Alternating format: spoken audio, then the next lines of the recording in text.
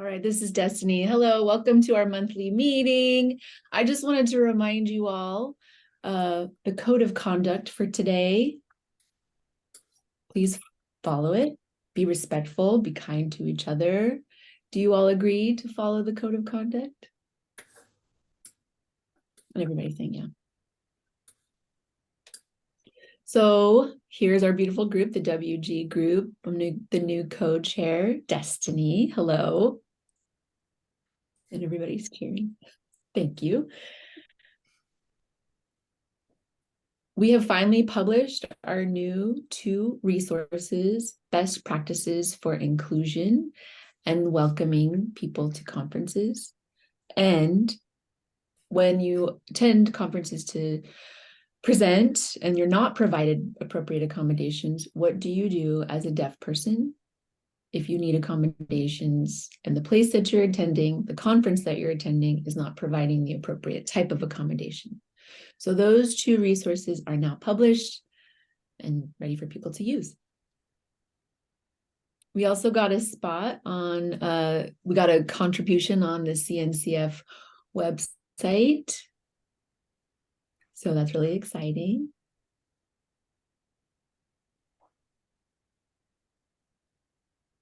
And now we have a new SMAST, a little animal, armadillo.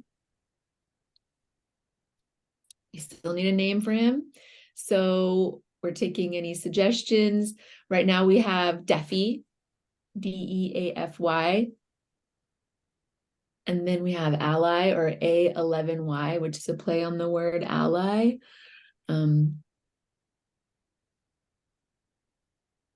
So the 11 is kind of a play on words. When you see the word ally, the 2 L's are ones instead. And so it's a play on the name. And then A80, that's a play on Kubernetes, I believe. And so we're kind of like figuring out the best way to see A80. That's maybe a name for the armadillo. I think it's really cute. I think it matches our vibe. What do you all think? All right, Rob, you can go ahead and take it away. Out there in Chicago, really exciting. Go ahead.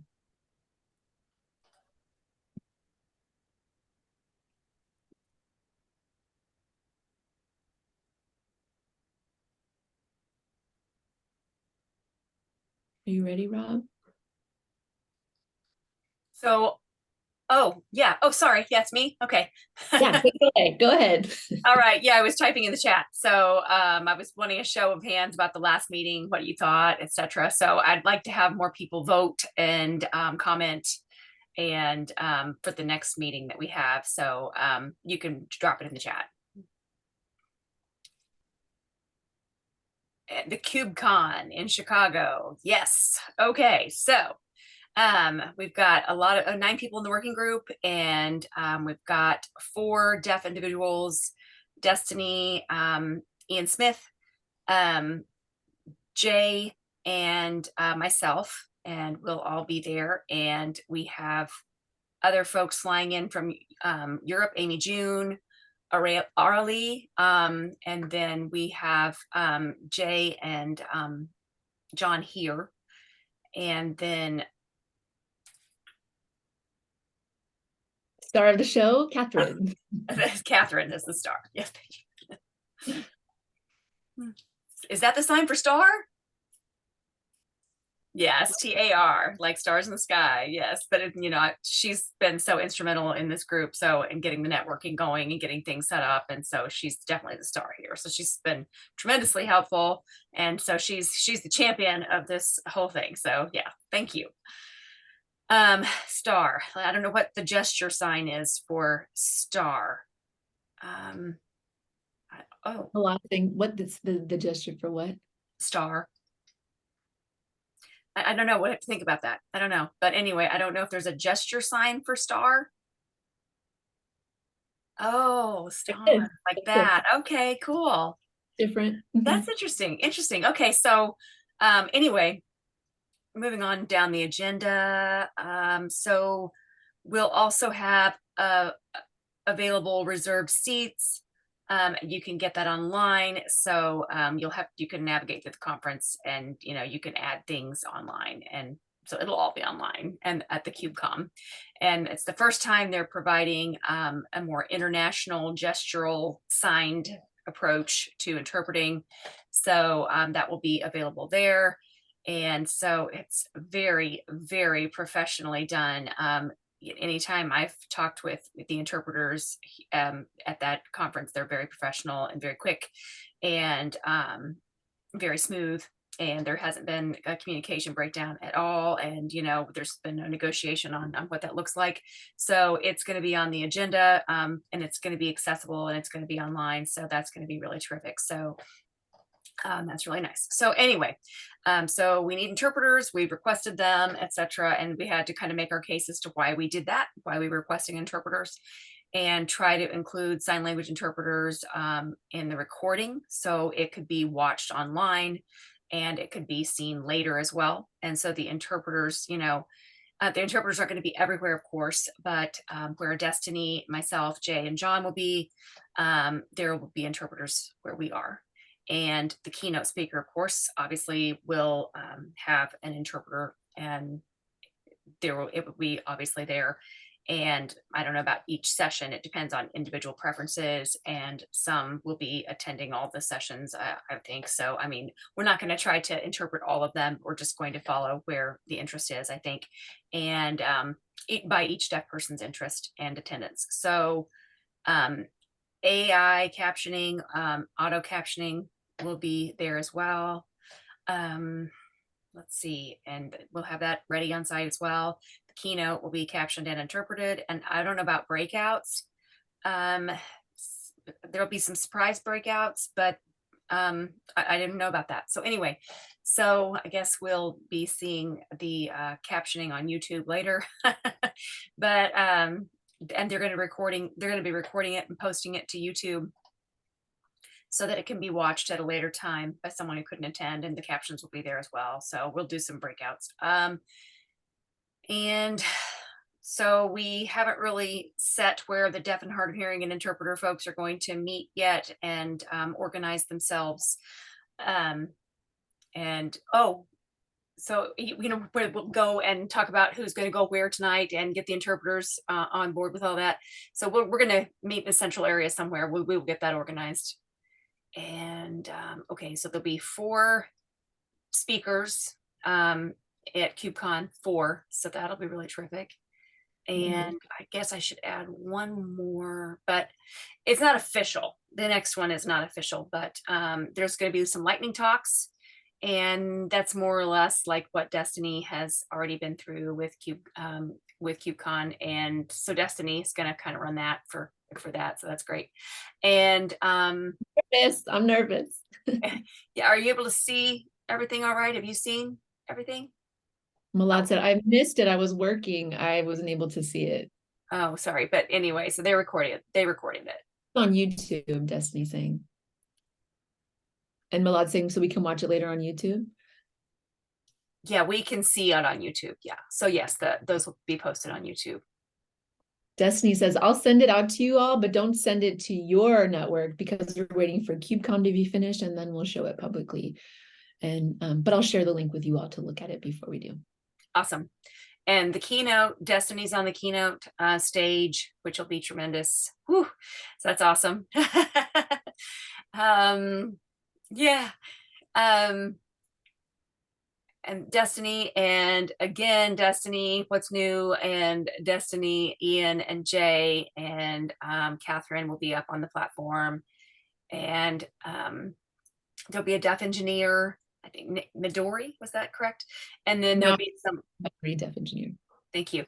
And then a keynote again, where there's going to be a hot discussion on that one. It's going to be a hot dog. So the tech folks will be on other committees as well. And so there will be a 5th thing, a podcast with Red Hat. No, is that right? Red Hat. there'll be a group there anyway, and it's a podcast, and we're going to be talking about tech and access and all of that stuff. So we're going to be talking about this working group there too, and that'll be on the agenda. And Catherine, her company is Star, the Star Company. And we will be getting all that information out to you as well. And there's some donations involved in that as well. And so now I'm going to pass it over to Catherine, our star. Okay, great. So it's a little crazy that we have to be thinking about the next KubeCon before the KubeCon even started, but it's the reality today. So KubeCon Paris is happening in March, and we have a few people in Europe, and I'm glad to see two are here on the call. And so, yeah, I think we don't have to submit anything right now, right? But like start thinking about it and have some ideas. So once KubeCon is done, we can get right on it. And I would really kind of encourage everyone to share the abstract with everyone. We want it to be as well positioned as possible. It is a very, very competitive conference, 11% acceptance rate only. So it is, there are people, they have submitted their entire life and never gotten a talk, right? So we want to be sure that they're really strong. And so I think like if we help each other, it's really good. And so for the people, Milad and Anastasia, so specifically, so we mentioned that before, but they are like scholarships, right? And so as we know, Rob and Destiny got them. So the whole trip is paid for, which is great. And so you should definitely apply for that. If that is far out, right? I don't know exactly when, but we have a little time, but just for you to know. And yeah, so you can submit that. And then for talks, I mean, it would be great to do a mix. I think we should always talk about accessibility because that's important. But I think, or one thing that is really important is you're also engineers. So you should not be talking only about accessibility, right? You're also accomplished professionals, and we want to see you talking about technical things as well. That gets a lot more competitive as well, because that's where most of the people are submitting talks. But so if there is anything, I don't know, yeah, how comfortable you are with the technology or not. So just something to think about. There are a lot of, what's it called? Cloud Native Novice is a track which focuses a lot on introductory talks, you know, because a lot of, I think like 35% or so of KubeCon attendees are first timers. John, do you know the number? It's pretty high. It may be even higher. Milad, yes?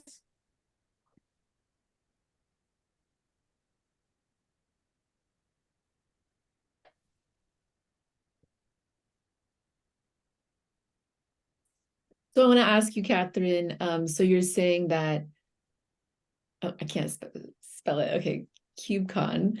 I know that many are talking about Kubernetes, different topics like that.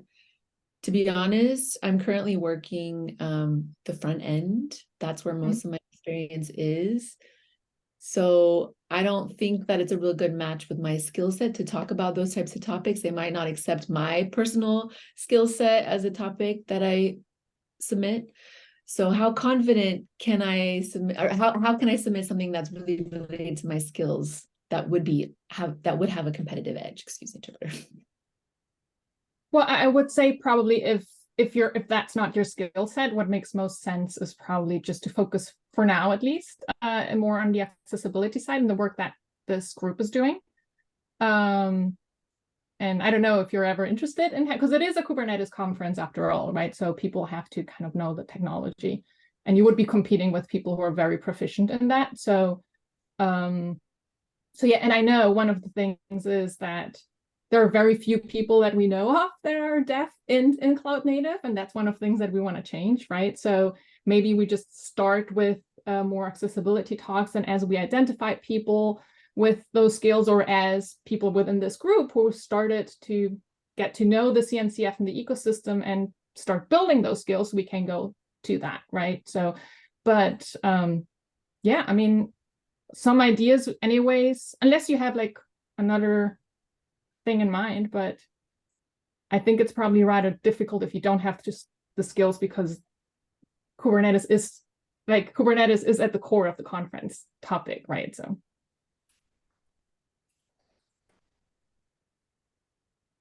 this is Destiny, just a little tip for you, Milad. So Rob was teaching me and Jay about Kubernetes, and so he taught us, and then we took classes as well to just kind of learn a little bit more about it. So if my career were to change in the future and it were to include more of that, that's something that you could look into. Just a tip for you, Milad. And Anastasia is saying also in that area as well, it's not really, I'm not really very much related to that as well, to Kubernetes either, but I am tangentially related to Kubernetes, but accessibility issues, I think that's really what we've been invited to the stage to talk about more. And it's a lot for me in terms of submitting topics, because I haven't really started working. So I'm hoping that I will start working soon, very soon, so that I have some, you know, context before the conference. But and I would like to submit something on a talk, but if I don't have anything related to that to submit for a talk, possibly there are 2 other topics that focus on accessibility that might be more general and more fitting in this regard. and there's no, I mean, I didn't mean to say like we have to submit something. I was just saying like we should not only think about this group supporting talks about accessibility, right? So you should definitely talk about something you feel comfortable with. I'm very aware that most of the people here, the engineers here, do not necessarily come from that background, and so it's totally fine. But we start with whatever you feel comfortable and passionate about, because that's the only way you are going to be great, right? If you're doing something out of your comfort zone, you're not. Yeah. And this is Anastasia. I'm sorry, Rob, if you could just hold on for one moment. I wanted to just clarify. So Milad and others, myself included, we don't really have a lot of experience talking in front of audiences about accessibility issues. So I would love to see how Destiny and Rob will be presenting this particular conference in November, the 9th to the 16th, I think. The interpreter's not sure. Then I could kind of have a better idea of what to submit for a talk. I believe November 26th might be a date that I could have a better idea, but I could help kind of brainstorm with Rob. Yes, and Rob speaking, you know, there will be opportunities for Anastasia and Milad to discuss that at another time. And like Destiny, her group, it's been very similar to her. So Catherine, we could use your networking and your expertise in organizing and, you know, breaking through and getting a slot in there for a panel discussion that they might be able to contribute to as well. And like Amy June and Arlie. So it's just an idea for future thoughts. They're just trying to figure out who to talk first. Milad, Anastasia. And Anastasia says, go ahead, Milad. Milad says, yeah, good. An accessibility topic, I feel like is something I might be able to talk about. Now I'm thinking of ideas.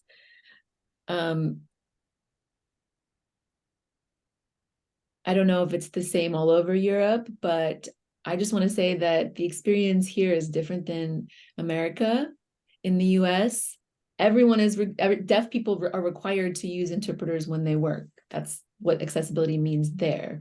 And I don't know, Anastasia, if it's the same for you, but here it's not like a must. And so I'm surprised about the things that I hear in the US. So if I talk about the accessibility things that I experience here, different, because here at work, everyone speaks English. And so I don't know if, excuse the interpreter, she's not sure. We're talking about the UK as well, and Hungary. He's in Hungary.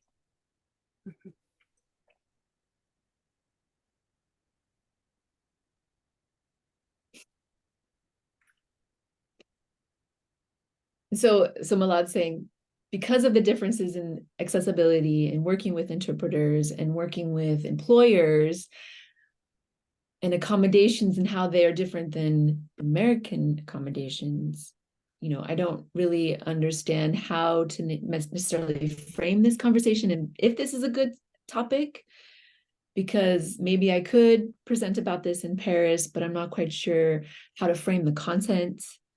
Maybe Catherine can help me sort of develop that. And then companies around Europe can learn from this and better accommodate the employees that request services. And Anastasia is saying, if I could say one more thing. So Milad was talking about what he was saying is right, but because, you know, in the UK, they sign British Sign Language, which is different than American Sign Language. And, you know, the audience will be speaking English. And then the interpreters will be using ASL. And I don't think all of Europe knows ASL, and they kind of use that universal gestural language to make it more universal and international friendly. But I understand what you're saying about that, Milad. Milad's saying it's a challenge.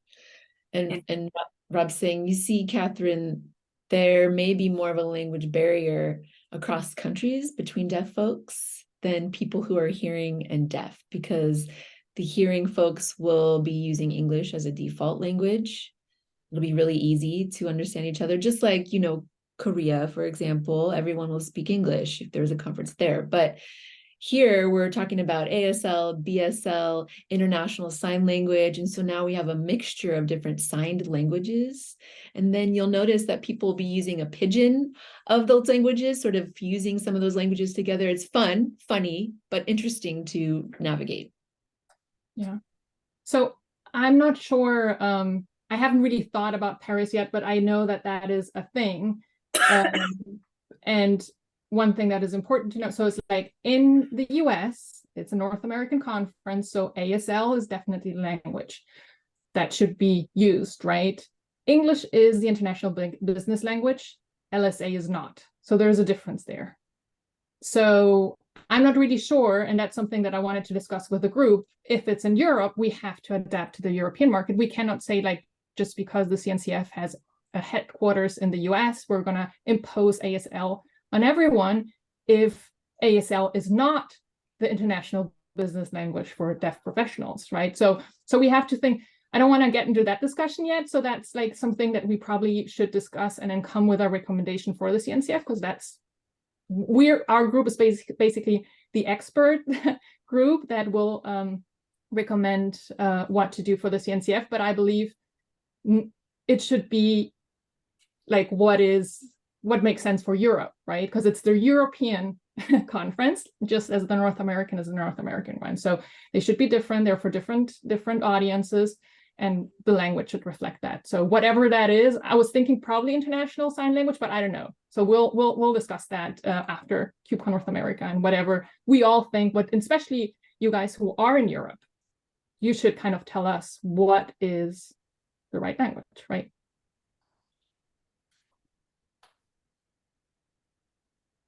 Yes, we'll bring that up, Milad. It's an hour meeting, so we'll discuss it more at another time. And does that work for you? Is that right? Okay. And on the agenda, there'll be an hour presentation. The hour. A Happy hour. happy hour. Yeah. Thank you. One more thing.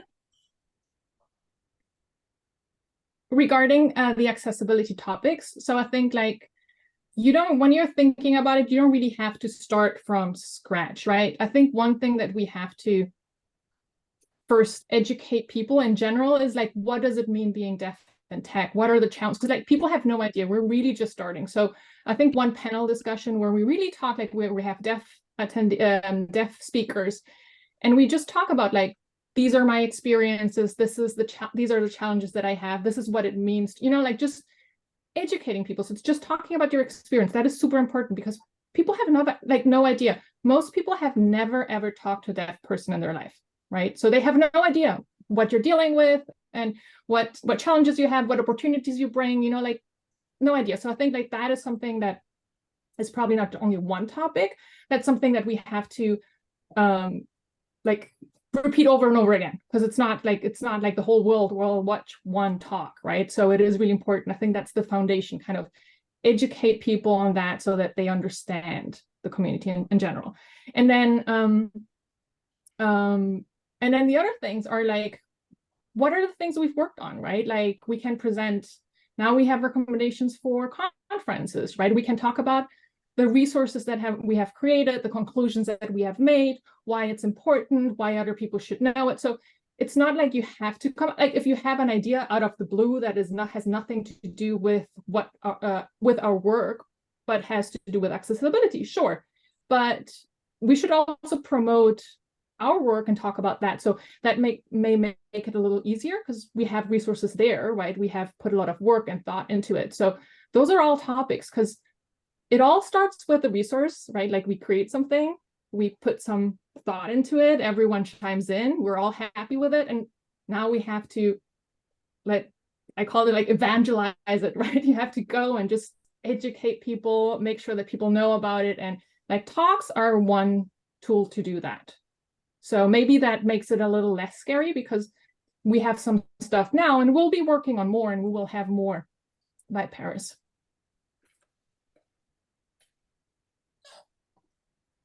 All right. Milad says, all right. And the experience that I've had working thus far might impact the way I tell the story.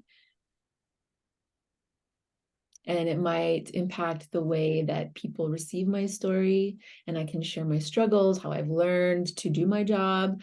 And that is a resource that we have, right?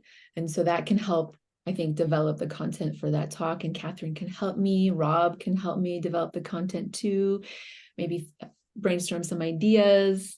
And maybe we can talk a little bit more in depth during happy hour. Maybe I could practice the topic a little bit. You can watch me, give me some feedback, give me some tips, and I can edit it and make it something that is presentable. And oops, sorry. And I would also, Destiny said, I would like to add that the 7G, Anastasia, sorry, when I meet you in person, and I'm not very technical yet. I'm not as technical as you. So I have been just, being a deaf face for this and talking a lot about accessibility and issues. And I don't know what your sign for accessibility or accommodations might be. I don't know if you have a specific sign for that. I think we're just using accessibility for that. Like, I think accessibility is pretty common. Rob's asking in gesture, how do you sign it in your sign language? And Anastasia saying, how do you sign that? How the two of you, Anastasia and Milad, how do you sign accessibility? You use that? And is that in Hungary? You use that? In BSL, we sign accessibility like this. So Milad's like this. We sign it like this.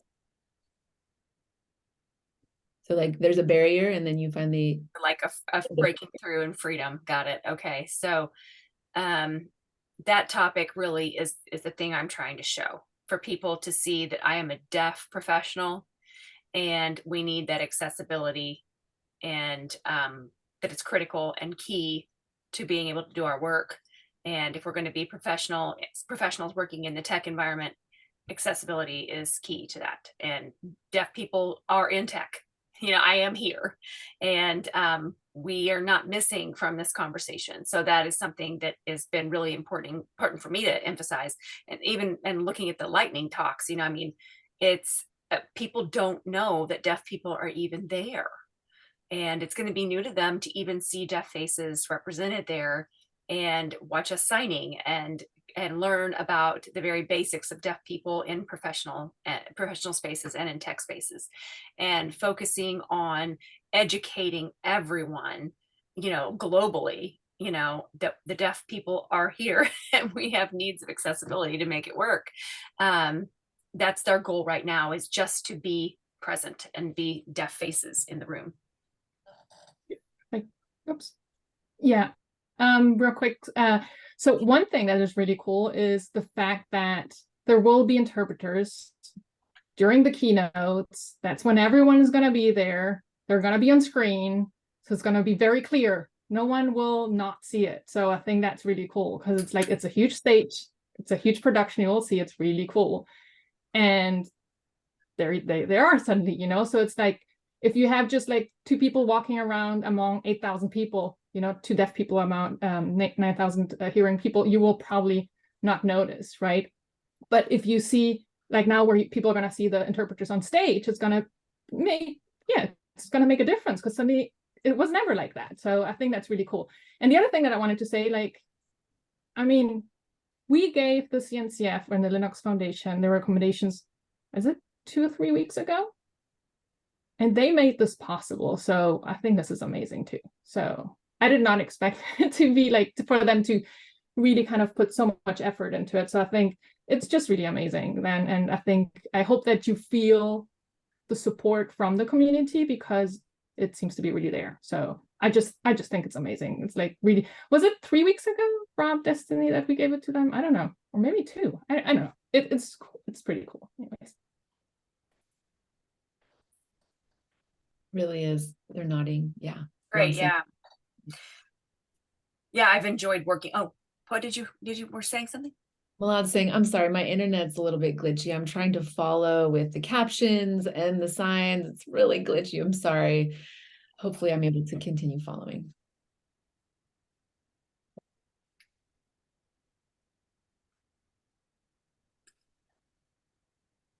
Sorry, Jay or John, did you have anything to add before we move on to the last bit? John saying no. I'll just add something quickly, just in support of what's been said. So I spoke for the first time at KubeCon around this time last year, and I'd only been working in the space for about 6 months. And I felt incredibly out of my depth and underqualified, or not really sure about how things would be received from my perspective down here in New Zealand, and talking about supporting Māori and Indigenous communities. And it was virtual, so I had no immediate feedback, so I had no idea how it would be received. But as has been said already, it's hard to anticipate how people will receive your perspective, and I think that's something really important for everyone to keep in mind, to never underestimate the power of your perspective. There's a lot of value I can see already this community has to offer, and you also have the support. Having the support as a group is really important as well. I'm still the only Māori I know in the space, and trying to speak on behalf of a community and about why I think our people and Indigenous communities around the world might be able to offer some value. I think the way that this group has come together, and the momentum, and just the support you already are demonstrating for one another is really important to that idea of community as a whole as well. So yeah, any of those sorts of doubts or concerns you might have might be completely valid, but still definitely you deserve to have a platform to be able to share what you see, and yeah, who knows what could happen from there. So yeah, I just want to say I'm looking forward to connecting with you all further, and really looking forward to seeing what you will bring going forward. So thank you. Great. Thank you. Thanks. Thanks, Jay. I think we have Milad signing happy hour next on the agenda. Yeah, Milad, Is that for you me? go ahead. It's your Okay. turn. Oh, Wow, that was really fast. It's my turn all of a sudden. Okay.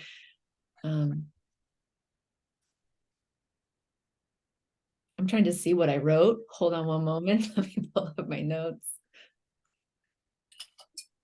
you can put something in the chat too if you want. No, I'm ready. Okay.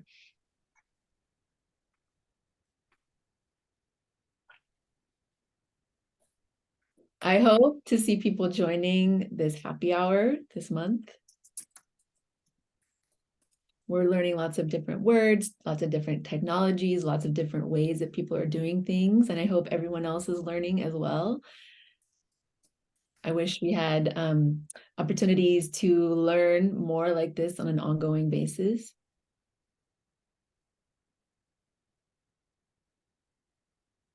Because I want to keep learning how the different signs for the new technology as they develop so that we can stay up to date with what's going on. I feel like I miss things, or I'll learn a sign and then I'll forget it because I don't use it. So if I miss a sign or something, we can talk about it maybe when we're in person, or you could let me know later.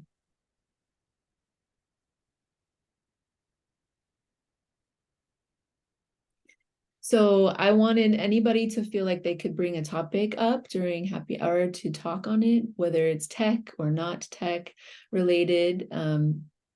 Maybe it could be 10 to 20 minutes. And then after that presentation, people could give feedback on that particular topic. And then that would improve everyone's presentation skills. And it gives everyone an opportunity to practice in front of others. So that was my thought. Great. I like that idea, Milad. And like it's a mini conference within a conference. I like that mini conference idea, mini conference for the deaf and hard of hearing, having like 10 or 20 minutes to get comfortable with having people look at you while you present and before you get out into the larger audience. I like that. And you get feedback. And I think that's a great idea. Terrific. Yeah, me too. And just one thing, I wasn't sure if Anastasia was going to say something. I think if it is like the recurring one, it would fall the same week as KubeCon is. So just something to keep in mind, because Rob, Destiny will be there. So if you want to just move it a week. So I don't know if it is recurring. I don't know which one, as I have it in my calendar still for the one that I created. So well, at KubeCon, we're already there. Yeah. So we could just, do that with the deaf and hard of hearing group, and like maybe we can tour the city or do something, do something touristy and fun. No, I mean like for Milan to kind of maybe switch it a week later. So because people will be at KubeCon and not going to be able to participate in that. So. Oh, I think the intention was that people at KubeCon, while we're there, like, and virtual participants included, we could have some kind of conference within a conference where we could get that kind of feedback. Yeah, like, and we could literally put them on the phone and show them, like Rob and Jay or whatever could put them on the phone, and we could include them that way. I mean, it doesn't matter. It's Whatever. What do you, whatever. Milad and Anastasia, what do you think? it's just an idea. Thumbs up. Anastasia says, I like it. I like that Like idea. it? You can take you to KubeCon, even like virtually, make a tour through the. Yeah, it'll get people excited, Rob's saying. And Anastasia is saying it also will be accessible to deaf people, not just in the location where KubeCon is, but all over the world. Awesome. Yeah, it's just an idea. I think it's something we could, keep in mind. I like it. I didn't think about it. Destiny's saying, well, during happy hour, we vlog, and we could do that while we're having this event, and people could then join the meeting. It's just an hour. Maybe they could just join to watch for 10 minutes if they don't have an hour, and learn a little bit, but be inspired. Malad says, I have another idea about the Chicago conference. Maybe at one point you could do like a live cast of what's happening at the conference so that people that aren't able to go can have a sense of the space. I don't know if you feel comfortable doing that. Is that something you could do? Maybe with Facebook. I'm not quite sure if that's allowed or not. Yeah, Catherine, do we have, like John and Catherine, do we have where we could go live or something like that? During the keynote. Oh, thanks. Well, all the talks are live streamed and are available for virtual attendees. So that is available, but Oh, it's okay. not something that is public. Yeah. Okay. But Okay. you can certainly Oh, walk okay. around with your phone and FaceTime people. That is completely, that is, yeah. Okay. Malad says, well, yeah, you could, Rob, just calling up all your friends saying, hey, look at what's happening. Get people Yeah, inspired. that's so funny. I could also ask if there is any chance that people in our group can get virtual tickets. I don't know if they're. Normally you have to pay for them. They're not super expensive, but it's, I don't know how they, but because then you could watch. Destiny's saying, I It's think there's a $75 American ticket for the virtual event. My friend purchased it for the virtual event because she wanted to just watch it live because she can't attend in person. So it's $75 for that ticket. 75? $75 a ticket? 75 USD. For the virtual. Oh, virtual. If you want to come to America and attend in person, I mean, Much well, more. yeah, you could pay the $75 and watch it virtually to see the keynote presentations and see us live if you want to watch us. It's not public, but you can pay to access it. I'll send you the link. It's KubeCon 2023. And Anastasia saying, do they record just one room or all of the different? Yeah, you have to pay American dollars, $75. I don't know what it would be in your currency. Yeah, everything will be on YouTube the following week though. Free. So it's just if you want to watch live. I believe you can also ask questions, like they take questions from the in-person audience, but also virtual audience.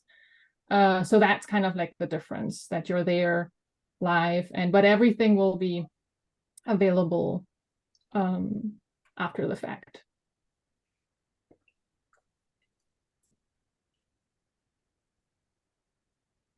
Okay.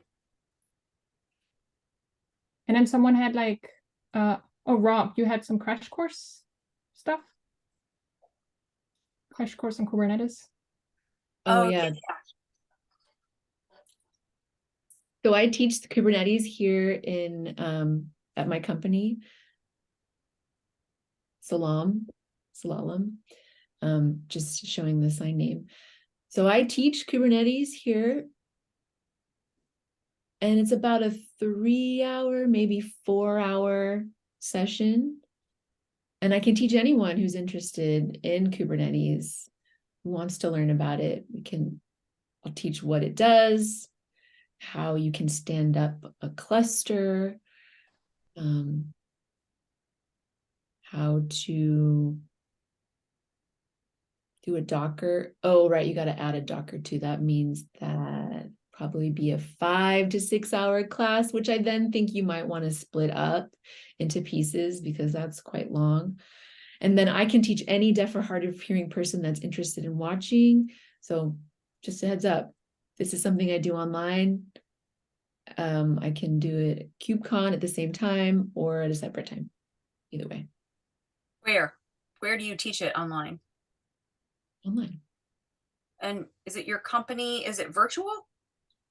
Yeah, it's virtual. Because you're in Europe, you can just join online through Zoom. And I can join that? Yep. It's up to I'd this. be very interested in joining that. Yes, thank you. Malad says, cool. And Rob says, yeah. So I also have other deaf folks here in Seattle who know a lot about Kubernetes that are experts. So yeah, Awesome. fill in the class. I have the curriculum in my head. It's all up here. So I just kind of go with it and teach as I go. I've taught it, I think, 4 times here at the company, if you can imagine. Wow, we should have all the deaf community that wants to be able to come to that because it'd be so great to learn and spend time with each other. And that's really a needed course. Yeah. And so Thanks, I Rob. actually, I had that idea, like, I don't know, at some point, but it got lost because we had so many other things to do. But there are like there is a place online, like the CNCF has this web page that is called like Cloud Native Communities, and these are like meetups, you know, so people create meetups, mostly local. It could be virtual too. So we could create a deaf and hard of hearing, thanks John, meetup group, virtual meetup group. Just put it out there so people actually can see it. It will probably start with only people in this group, but of course you could also post it on the deaf professionals Slack channel, because there are probably people who are not interested in advocacy but might be interested in that.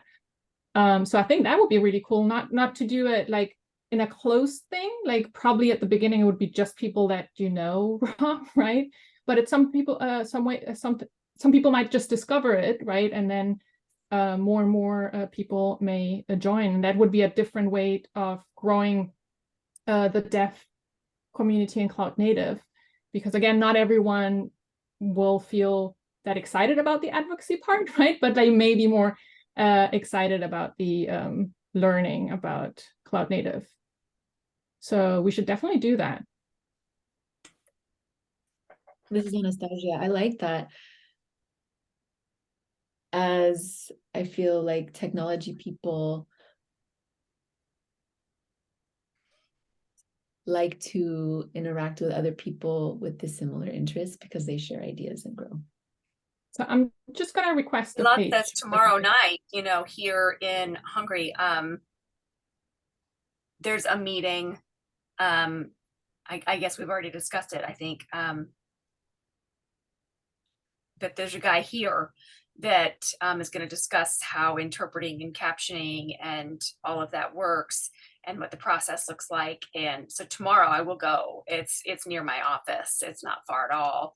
And so I will attend that, and I'm really interested to see what they have to say. But unfortunately, there's not an interpreter provided for the full meeting. So, you know, there won't be interpreters there. Hopefully they'll have captioning or some sort of accessibility for that.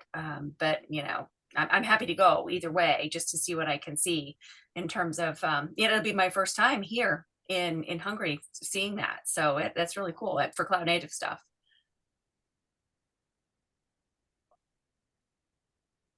And this is Rob. You could use your iPhone and have Maybe. the auto captions, auto transcribe work, maybe something like that. I don't know. Yeah, it's not, you know, it's not all that great, but like I could do that. You know, I mean, look up and down between my phone and the presentation, I can make it work. It's hard though. Sometimes if you join through a Zoom meeting, like if there's a presenter that uses a computer and they join Zoom. I don't know. We've struggled with that, and I've asked them to do that repeatedly and how to turn on the Zoom and the captioning and all of that. But it has not been successful to this point, but it's still a struggle. But plus today, there's another event, and I think it's, let's see, reactive. It's more front end programming type stuff. But today they're doing that tonight, and I'm really excited about that because I mean, no captioning or anything again there, and I'll have to maybe record it in Zoom because I still don't know about the captioning part of that. But you know, we're not like Britain, so where, you know, they do that. But I don't know. I'm kind of trying to figure it out with Zoom and how to record it there, and, you know, like beta or whatever. I'm still working on it, and it's okay. I mean, I'm not really sure how to put it together to make it work. So maybe I'll do it with my phone, like you suggested. That's not the most satisfactory option, maybe I'll just stay 30 minutes and leave too. So This is Rob. So, okay, if you think about Zoom, you could use the web-based client. Use Chrome, and there's a closed caption feature there. oh, I don't know if it'll work or not. I don't know. Ukraine or Hungary's catching up, I see. Okay, so we'll have to wait for the technology to catch up. All right. Well, sorry to interrupt. Next action item on the agenda is what? Destiny? I think we're through. Voting. Yeah, we're done. We're done with the agenda. Yeah. Voting. Oh yeah, we have to vote on a name, John's saying. And Rom saying, I wish there was more people here to vote. There's just the 4 of us. Maybe in Slack, Anastasia's saying we could vote in Slack. This is the sign for Slack here in ASL. So we could put our vote on Slack. I guess that's true. Destiny's saying. Catherine, can we? Rob's asking. And when do you need to know an answer by? We don't really need an answer, but it would be cool to get a name.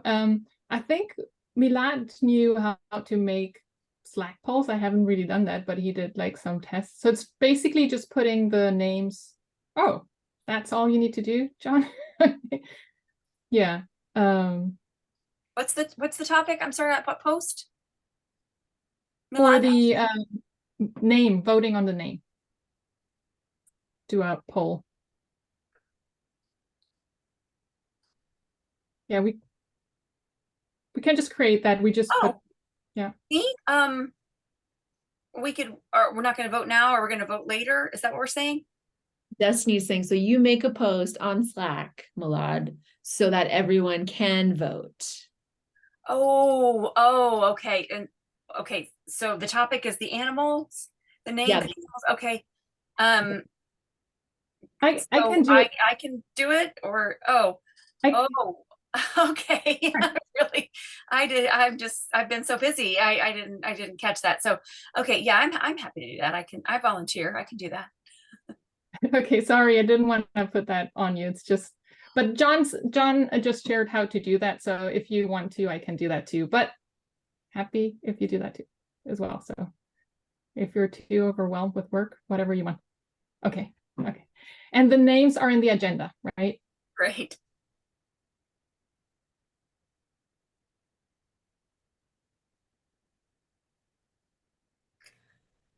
Yes, they're in the agenda. Yeah. Mm-hmm.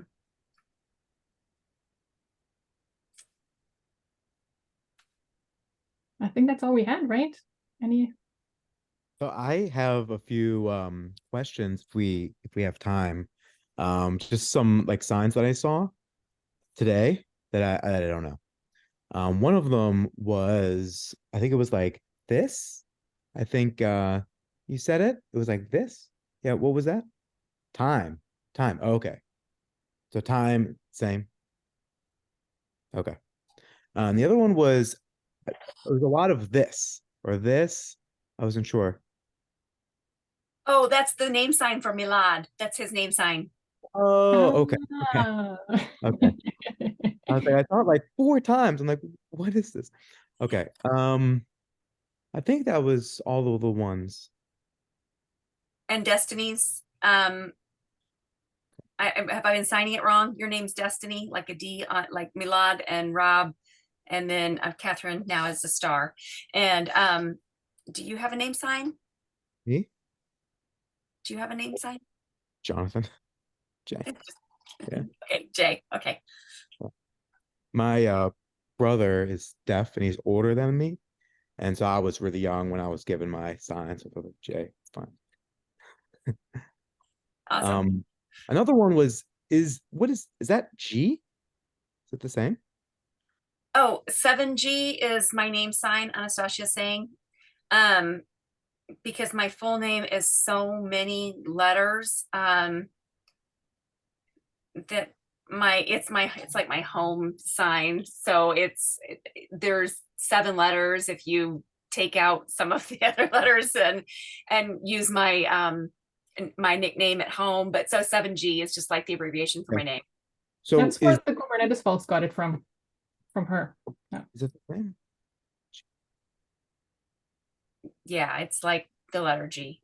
It's just easier to see. Is that why? On this that we're doing this, or It's is it a just- different? It's just the abbreviation for my name.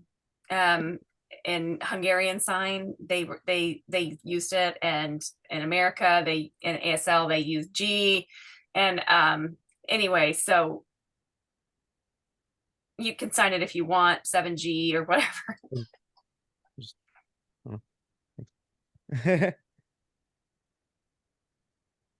It's hard, but my name is just hard, so we just abbreviate it. Yeah. Fine. All right, yeah, 7G is fine. So yeah, and it's kind of G, but not actually an ASL G, but it's the closest we can come up to. Milad? Rob, last time we were talking about a clarification issue, doing breakouts. And what does that even mean? Well, breakout is like if you have a large group, and then within that group you break into smaller groups to discuss certain things. Oh, okay. So it's like separate discussions within the larger group.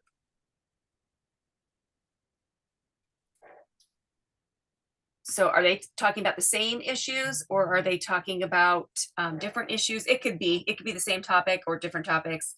They just have a smaller group discussion within the larger group. And oh, I'm clear now. Okay, thank you. Yeah, it's just that idea. Okay, thanks. Interpreters need to go. We have a hard stop. Sorry to let y'all know. Yep. Oh, time went so fast. Thank you, everyone. Bye-bye.